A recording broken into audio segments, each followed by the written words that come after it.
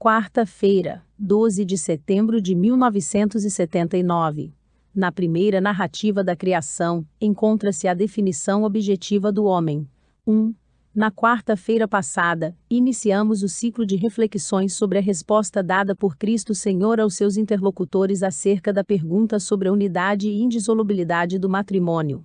Os interlocutores fariseus, como recordamos, apelaram para a lei de Moisés. Cristo, pelo contrário, referiu-se ao princípio, citando as palavras do Gênesis. O princípio, neste caso, diz respeito àquilo de que trata uma das primeiras páginas do livro do Gênesis. Se queremos fazer uma análise desta realidade, devemos sem dúvida referir-nos primeiramente ao texto. De fato, as palavras pronunciadas por Cristo na conversa com os fariseus, que nos conservaram o capítulo 19 de Mateus e o capítulo 10 de Marcos, constituem uma passagem que por sua vez se enquadra num contexto bem definido, sem o qual não podem ser, nem entendidas nem exatamente interpretadas. Não lestes que o Criador, desde o princípio, os fez homem e mulher, Mateus 19, 4, e faz referência à chamada primeira narrativa da criação do homem, inserida no ciclo dos 7 dias da criação do mundo, Gênesis 1, versículos 1 a 4. Pelo contrário, o contexto mais próximo das outras palavras de Cristo, tiradas de Gênesis 2, 24, é a chamada segunda narrativa da criação do homem, Gênesis 2, versículos 5 a 25, mas indiretamente é todo o terceiro capítulo do Gênesis. A segunda narrativa da criação do homem forma unidade conceitual e estilística com a descrição da inocência original, da felicidade do homem, e também da sua primeira queda. Dada a especificidade do conteúdo expresso nas palavras de Cristo, tomadas de Gênesis 2, 24, poder-se-ia também incluir no contexto pelo menos, a primeira frase do capítulo 4 do Gênesis, que trata da concepção e do nascimento do homem por parte dos pais terrestres. Assim pretendemos fazer na presente análise. 2. Do ponto de vista da crítica bíblica, urge recordar que a primeira narrativa da criação do homem é cronologicamente posterior à segunda. A origem desta última é muito mais remota. Este texto mais antigo define-se como já vista, porque para nomear a Deus, serve-se do termo Javé. É difícil não se ficar impressionado com que a imagem de Deus nele apresentada encerre traços antropomórficos bastante marcados entre outros. Lemos nele que o Senhor Deus formou o homem do pó da terra e insuflou-lhe pelas narinas o sopro da vida. Gênesis 2, 7. Em confronto com esta descrição, a primeira narrativa, isto é, exatamente a considerada cronologicamente como mais recente, é muito mais amadurecida, quer no que diz respeito à imagem de Deus, quer na formulação das verdades essenciais sobre o homem. Provém da tradição sacerdotal, e ao mesmo tempo eloísta, de Elohim, termo por ela usado para denominar Deus. 3.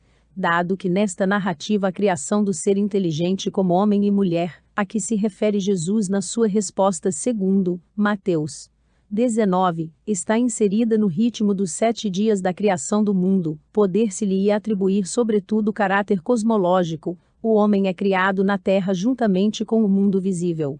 Ao mesmo tempo, porém, o Criador ordena-lhe que subjugue e domine a terra. Gênesis 1, 28. Ele é portanto colocado acima do mundo. Embora o homem esteja tão intimamente ligado ao mundo visível, a narrativa bíblica não fala todavia da sua semelhança com o resto das criaturas, mas somente com Deus. Deus criou o homem à sua imagem, criou a imagem de Deus. Gênesis 1, 27. No ciclo dos 7 dias da criação, manifesta-se evidentemente uma gradualidade nítida. O homem, pelo contrário, não é criado segundo uma sucessão natural, mas o Criador parece deter-se antes de o chamar à existência, como se tornasse a entrar em si mesmo, para tomar decisão. Façamos o homem à nossa imagem, à nossa semelhança. Gênesis 1, 26. 4. O nível daquela primeira narrativa da criação do homem, embora cronologicamente posterior, é sobretudo de caráter teológico. Indica-o principalmente a definição do homem baseada na sua relação com Deus, a imagem de Deus o criou, o que encerra ao mesmo tempo a afirmação da impossibilidade absoluta de reduzir o homem ao mundo. Já à luz das primeiras frases da Bíblia, não pode o homem ser compreendido, nem explicado até ao fundo, com as categorias deduzidas do mundo, isto é, do conjunto visível dos corpos. Apesar de também o homem ser corpo, Gênesis 1:27, verifica que esta verdade essencial acerca do homem se refere tanto ao homem como à mulher. Deus criou o homem à sua imagem, criou-os homem e mulher. É preciso reconhecer que a primeira narrativa é concisa, livre de qualquer vestígio de subjetivismo. Contém só o fato objetivo e define a realidade objetiva, quer ao falar da criação humana, do homem e da mulher, a imagem de Deus, quer ao acrescentar pouco depois as palavras da primeira benção. Abençoando-os, Deus disse-lhes: crescei e multiplicai-vos, enchei e dominai a terra. Gênesis 1:28. 5. A primeira narrativa da criação do homem, que, segundo verificamos, é de índole teológica, encerra em si abundante conteúdo metafísico. Não se esqueça que precisamente este texto do livro do Gênesis se tornou a fonte das inspirações mais profundas para os pensadores que têm procurado compreender o ser e o existir. Talvez só o capítulo 3º do livro do Êxodo se possa comparar ao presente texto. Não obstante algumas expressões particularizadas e plásticas do trecho, o homem é nele definido primeiramente nas dimensões do ser e do existir. É definido de modo mais metafísico que físico.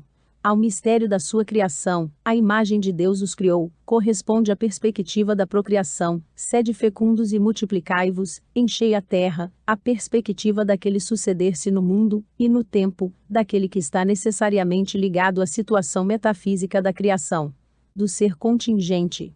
Precisamente nesse contexto metafísico da descrição de Gênesis 1, é necessário entender a entidade do bem, isto é, o aspecto do valor. De fato, este aspecto repete-se no ritmo de quase todos os dias da criação e atinge o auge depois da criação do homem. Deus, vendo toda a sua obra, considerou-a muito boa. Gênesis 1:31.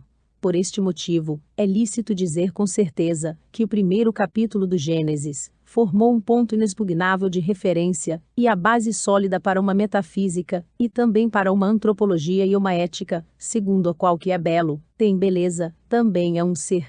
Sem dúvida, tudo isto tem significado próprio, também para a teologia e sobretudo para a teologia do corpo. 6. Nesta altura interrompemos as nossas considerações. Daqui a uma semana ocupar-nos-emos da segunda narrativa da criação, isto é, daquilo que, segundo os biblistas, é cronologicamente mais antigo. A expressão teologia do corpo, usada recentemente, merece explicação mais exata, mas deixamo-la para outro encontro. Devemos primeiro procurar aprofundar aquela passagem do livro do Gênesis, a que se referiu Cristo. Aos jovens casais. Também os casais merecem uma saudação só para si, unida a cordiais votos de felicidade no Senhor. Procurai fazer de toda a vossa vida um sacramento, isto é, um sinal evidente do amor recíproco e total de Cristo e da Igreja.